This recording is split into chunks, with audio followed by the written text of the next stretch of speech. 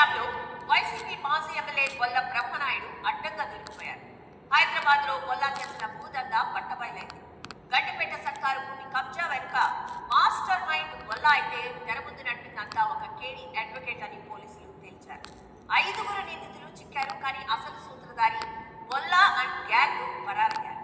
దీంతో 4 బృందాలతో బొల్లా బ్రహ్మనాయుడు ముఠా కోసం హైదరాబాద్ పోలీసులు వేటాడుతున్నారు.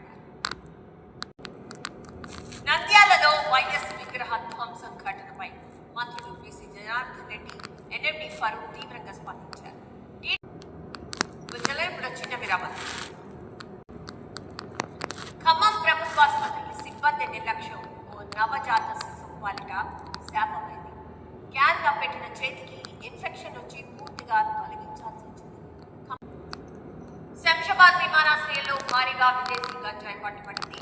హాంకాంగ్ నుంచి హైదరాబాద్ వచ్చిన ప్రయాణికుల నుంచి 7.2 పల్నాడు జిల్లా చిలకలూరుపేట మండలంలో పసుపరు వద్ద హైవేపై రోడ్డు ప్రమాదం జరిగింది. కారు తిరుమల శ్రీవారి ఆలయంలో పౌర్ణమి గరుడ సేవ వైభవంగా జరిగింది. సర్వాలంకార భూషితుడైన శ్రీ మలయప్ప స్వామి వారు దగదగా పెంచుకుంటున్న బెంగాల్ అసెంబ్లీ ఎన్నికల అనంతరం హింసాత్మక ఘటనలు రోజు రోజుకు తీవ్రమవుతున్నాయి.